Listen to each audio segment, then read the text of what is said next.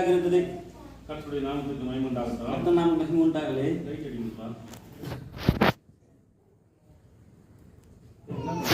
இல்ல கர்த்தருடைய நாமத்துக்கு மகிமை உண்டாகட்டும். ಕರ್ತನ ನಾಮ ಮಹಿಮೆ ಉಂಟಾಗಲಿ. இப்போ நம்ம ஆதிகாம புஸ்தகத்தை வாசித்தோம். ನಾವು ಇವಾಗ ಕೂಡ ಆದಿಕಾಂಡ ಪುಸ್ತಕವನ್ನು ಓದಿದ್ದೇವೆ. மனுஷர் பூமி மேலே பெருக துவக்கி ಆ ಭೂಮಿಯ ಮೇಲೆ ಕೂಡ ಜನರು ಇಚ್ಚುತ್ತಾ அவர்களுடைய குமாரத்திகள் பிறந்தபோது ಅವರಿಗೆ ಹೆಣ್ಣು ಮಕ್ಕಳು ಹುಟ್ಟಲು தேவகுமாரும் மனுஷ குமாரத்திகள் அதிக சோதர்கள் என்று கண்டு அவர்களுக்கு தங்கள் பெண்களை பிரிந்து கொண்டார்கள் வாசிக்கிறோம். ದೇವಪುತ್ರರು ಮನುಷ್ಯ ಪುತ್ರಿಯರ ಸೌಂದರ್ಯವನ್ನು ನೋಡಿ ತಮಗೆ ಇಷ್ಟರಾದರನ್ನು ಹೆಂಡರನ್ನಾಗಿ ಮಾಡಿಕೊಂಡರು ಎಂಬುದಾಗಿ ನೋಡುತ್ತೇವೆ. அப்பொழுது கர்த்தர் என் நாவே என்றைக்கு மனுஷனோடு போராடுவதில்லை என்று அவன் மாம்சம் தானே.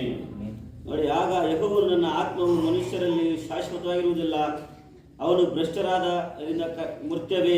அதனால இந்த கர்த்தர் என்றைக்கு என் நாவி மனுஷனோடு போராடுவதில்லை. ಅಲ್ಲಿ ನೋಡಿ, ನನ್ನ ಆತ್ಮವು ಮನುಷ್ಯರಲ್ಲಿ ಶಾಶ್ವತವಾಗಿರುವುದಿಲ್ಲ ಎಂಬುದಾಗಿ ಬರೆಯಲ್ಪಟ್ಟಿದೆ.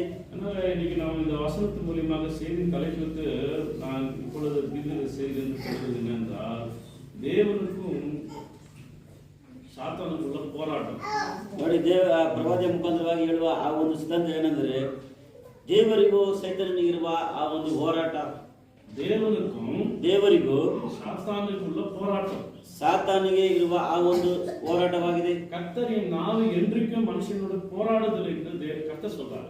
ಆ ಕರ್ತನ ಒಂದು ಕರ್ತನು ಕೂಡ ಅವರ ಮುಖಾಂತರ ಕೂಡ ಹೋರಾಡುವುದಿಲ್ಲ ಎಂದು ಕೂಡ ಬರೆಯಲ್ಪಟ್ಟಿದೆ. செய்தியினுடைய தலைப்பு பார்க்கும்போது, ಸಂದೇಶದ ಈ ಸಾರಾಂಶ ನೋಡುವಾಗ, தேவனுக்கும் சாத்தானுக்குள்ள போராட்டம், ದೇವನಿಗೆ ಮತ್ತು ಆ ಸೈತಾನನಿಗೆ ಒಂದು ಹೋರಾಟ.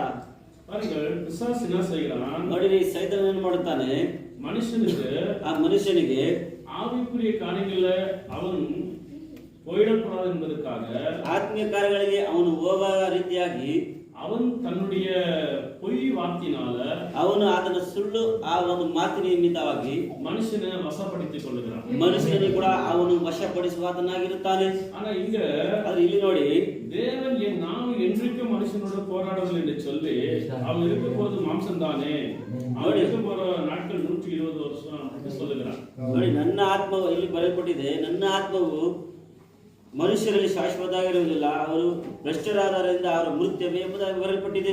தேவன் மனுஷனை நேசித்தார். ಯಾಕೆಂದ್ರೆ ದೇವರು ಮನುಷ್ಯರನ್ನು ಪ್ರೀತಿ ಮಾಡಿದರು. ಅವನು ತನ್ನೋட ಸಾಯಿಲಾ ಪಡಿಚಾರ, ಅದನ್ನು ತನ್ನ ಸ್ವರೂಪವಾಗಿ ಉಂಟು ಮಾಡಿದರು. அதனால அவனை நேசித்ததனால, ಅವನನ್ನು ಪ್ರೀತಿ ಮಾಡಿದ ಆ ರೀತಿಯಾಗಿ ಕೂಡ அவன் ಆತನು அவன் ஆசீர்வாதமா இருப்பதற்காக, ಅವನು ಆಶೀರ್ವಾದಕರವಾಗಿರುವುದರಿಂದ அவனுக்கு தேவன் அவருடைய எல்லா வாக்குத்தத்தமும் சொந்தமா கொடுத்தார்.